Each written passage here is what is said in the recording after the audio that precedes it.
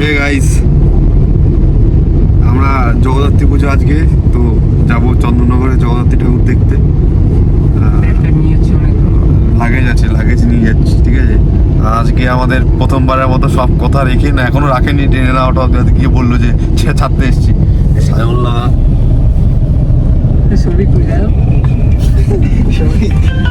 সৌভিক তো আসেনি, সৌভিককে অনেক প্যাকেজ দেওয়া হলো, সৌভিকের আর উপর মহল থেকে বারণ চলে এসছে, সৌভিক এখন অন্যের হাতে চলে গেছে, সরকার পড়ে গেছে।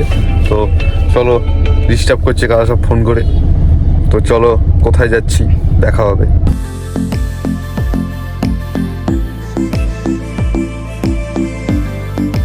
তো এখন কোথায় পৌঁছেছি এখন? হাওড়া স্টেশন। চলো, অনেক আগে পৌঁছে গেছি, এবার গিয়ে দেখা যাক কখন গাড়ি দেয়। হাওড়া স্টেশন দিয়ে চন্দননগর যাবো নতুন ভাবে, চলো যাওয়া। তো দেখো, সায়ন ট্রেনে জল বিক্রি করবে বলে রেডি হয়ে গেছে, ঠিক আছে। জল বিক্রি করবে, অনেক পয়সা লাভ করবে। আমরা আজ ট্রাভেল করছি শিপ্রা এক্সপ্রেসের থার্ড ইকোনমিতে, যেটা কিনা থার্ড এসির থেকে আমার কাছে অনেক ভালো। তো এই যে আকাশ বিনা টিকিটে ট্রাভেল করছে, সার্চ করছে কিছু আছে নাকি। তো চলো, টিটিজি কে পাশে আমরা কি চলতে পারি, দেখা যাক। বিস্কুট খা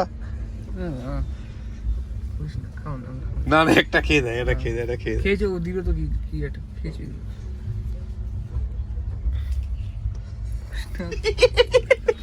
ঠিক 9:30টার সময় সবাইকে ঘুমিয়ে পড়তে দেখে আমাদের পেয়ে গেল অবশেষে প্রচন্ড খিদে। তাই আমরা লজ্জার মাথা না খেয়ে সোজা বার করে নিলাম গরম গরম চিকেন কষা আর মিক্সড ফ্রাইড রাইস। চলো। দাদা বৌদির ফ্রাইড রাইস হয়তো, দাদা বৌদির ফ্রাইড রাইস।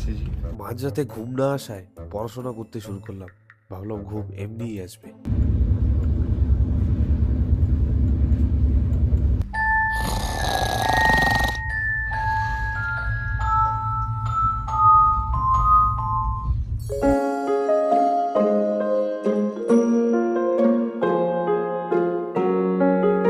সকালে ব্রেকফাস্টে খেলাম বাড়ি থেকে নিয়ে আসা শুকনো তেলে ভাজা পরোটা আর আলুর শুকনো তরকারি।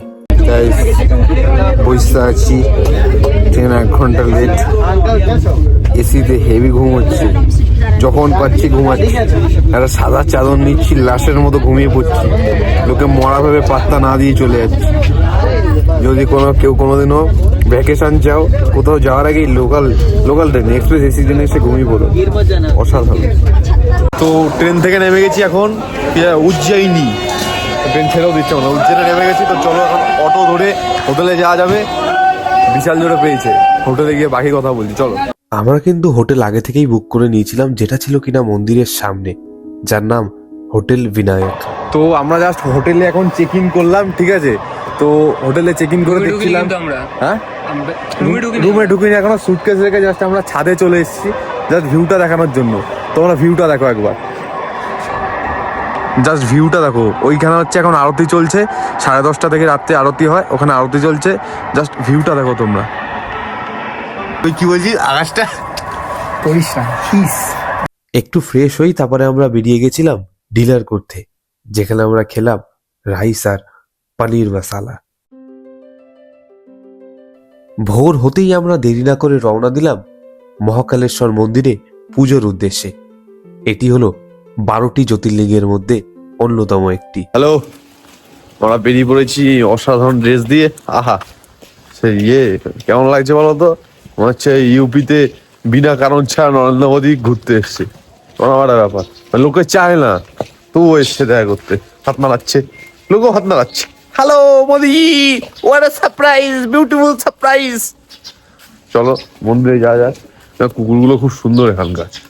আর এইদিকে ইউপিতে আমাদের নতুন ইউনিট হয়েছে, দেখি আকাশ পাঞ্জাবিটা, এই যে গণপতি বয়েজ অ্যাসোসিয়েশন ইউপি না এমপি, আমাদের নতুন এখানে একটা শাখা খোলা হচ্ছে, বড় করে গণেশ পুজো হবে হোটেল বিনায়কের সামনে। তো আপনারা চলে আসবেন। এখন চলো যাওয়া যাক মন্দিরে। মন্দির কিন্তু খুলে যায় ভোরবেলাতেই। আমরা হোটেলে বেশি দেরি না করে 7:30টার মধ্যেই পৌঁছে গেছিলাম মহাকালেশ্বর মন্দিরে পুজো দেওয়ার উদ্দেশ্যে। এখানে অবশ্য রয়েছে ভিআইপি টিকিটেরও ব্যবস্থা, তবে আমরা কাটিনি। ভোরবেলা ফাঁকাই ছিল প্রায় বলা যায়। মন্দিরের ভেতরে ফোন নিয়ে যাওয়া এখন সম্পূর্ণ বন্ধ, তাই আপনারা ভেতরেই অফিসিয়াল কাউন্টারে ফোন জমা রেখে রিসিপ্ট নিয়ে আবার ফোন ফেরত নিতে পারেন।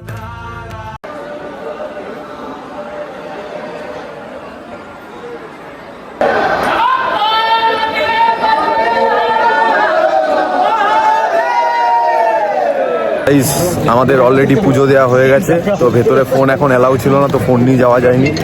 তো পুজো হয়ে যাওয়ার পর এখন আমরা যাচ্ছি টোটো করে হরসিদ্ধি টেম্পল। হরসিদ্ধি টেম্পল সন্ধ্যেবেলা যাবো, তো যাচ্ছি টোটো করে কাল ভৈরব, বাকি মন্দিরগুলো ঘুরবো একদম কম পয়সায়। কত পয়সায় বলছি আমি, চলো আগে ট্রিপটা যাওয়া যাক, দেখি কেমন হয়।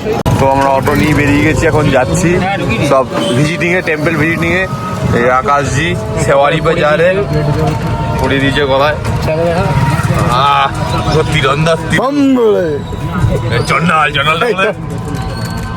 মহাকালেশ্বর থেকে বেরিয়েই তোমরা পেয়ে যাবে অনেক লোক যারা কিনা তোমাকে টোটো নিয়ে সাইট সিনের অফার করবে।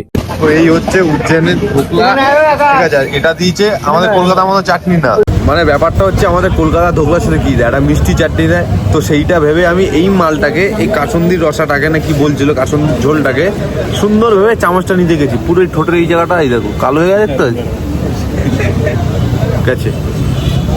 কি বলবে, চলো ট্রাই করি কি হয়, দেখা যাক।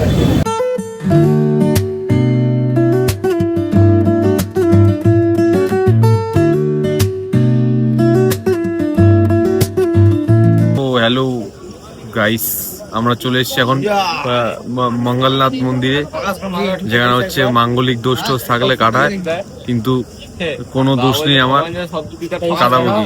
এই যে ডালি গছিয়ে দিই, ঠিক আছে। প্রথমে বলবে যে 1 মিনিট একটা জানকারি দেবে, দিয়ে বলবে आप लोग पहली बार आए हैं मंगलनाथ मंदिर पे, এরকম বলে 250 টাকা ডালি গছিয়ে দেবে।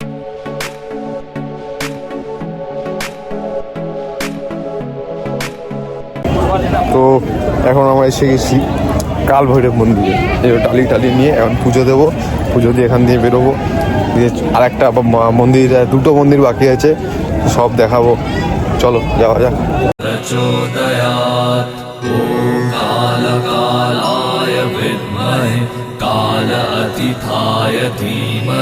तन्नो काल भैरवा प्रचोदयात्।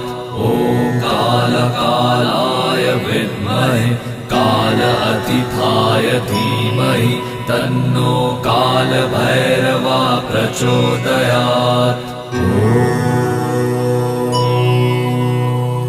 ॐ कालकालाय विद्महे काल अतिथाय धीमहि तन्नो काल भैरवा प्रचोदयात्। এখানে বলছে যে এখানে যদি একটা কয়েন লাগাও, যদি কয়েনটা আটকে থাকে তাহলে ভগবান তোমায় আশীর্বাদ করছে, নয়তো তুমি খুব খারাপ। চলো দেখি, দেখা যাক। এই মা কার পড়ে যাচ্ছি, দেখো আটকে গেছে। এখানে গরুকে খাওয়াচ্ছে, এটাই আসল সেবা, ঠিক আছে। আমি একটা গরু, আমার বাড়িতে গরু বলে, আর গরু ভাইকে খাওয়াচ্ছি। ভাই হ্যালো, সে হ্যালো। ও বন্ধু, এই যে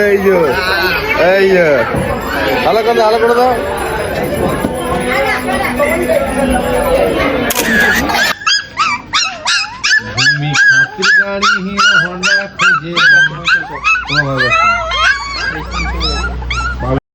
তারপর হোটেল এসেই দেখা যায় আকাশের পাজামা আলমারির উপরে। তারপর সেটি নামাতেই এক ঘুম দিয়ে দিই, আর ঘুম ভেঙে দেখি সন্ধে হয়ে গেছে। কলকাতায় আমাদের কালী পুজো কেটে গেলেও এখানে কিন্তু কাটেনি, কারণ এখানে আজ ছোটি দিওয়ালি। তো চলো আমরা এখন স্বল্প সময়ের মধ্যে ঘুরে নেব মহাকাল করিডোরটা।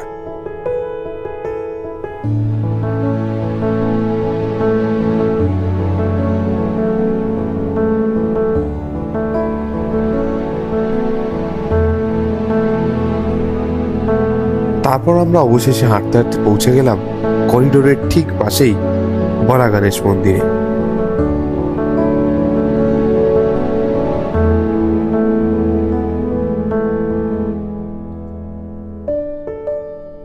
তো ব্যাপার হচ্ছে এখানে আমি জল টল নিয়ে পুরো করিডোর ঘুরছি, আর ওখানে সায়ন গেছে ভাই পায়খানা করতে।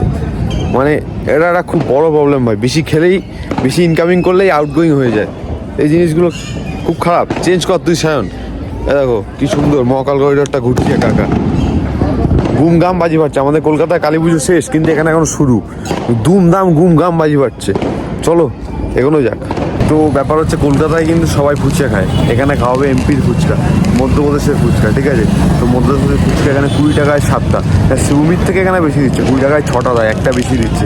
চলো টেস্ট করা যাক।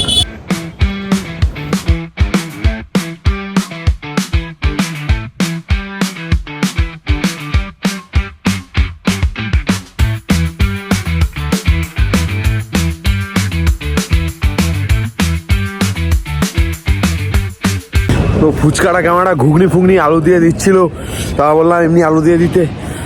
20 টাকায় 40 টাকায় 14 টাকায় পেট পুরো ভরে গেছে। যাই হোটেলের দিকে, আমি এবার আউট গোয়িং দিতে। হেভি জায়গা আবার আসবো, হেভি জায়গা। যেমনটা দেখতে পাচ্ছ এই জায়গাগুলো এখনো খালি রয়েছে। নেক্সট বার আবার যখন আসবো তার মধ্যে এখানে হয়ে যাবে অনেকগুলো বড় প্রজেক্ট। তাই আর কি, চলো বাচ্চাদের সাথে একটু বাজি ফাটিয়ে একটু আনন্দ করে আস্তে আস্তে পৌঁছে গেলাম হোটেলের দিকে। লোকাল বাচ্চাদের সাথে বাজি ফাটিয়ে হই হই করতে করতে কখন যে দিনটা কেটে গেল বুঝতেই পারলাম না। পরের দিন কিন্তু উঠে গেছিলাম আরো ভোরবেলা, কারণ আজকে আমাদের গন্তব্য ওমকারেশ্বর। তাই চলো বেরিয়ে পড়া যাক। কি হলো না হলো সবই দেখাবো পরবর্তী পার্টে।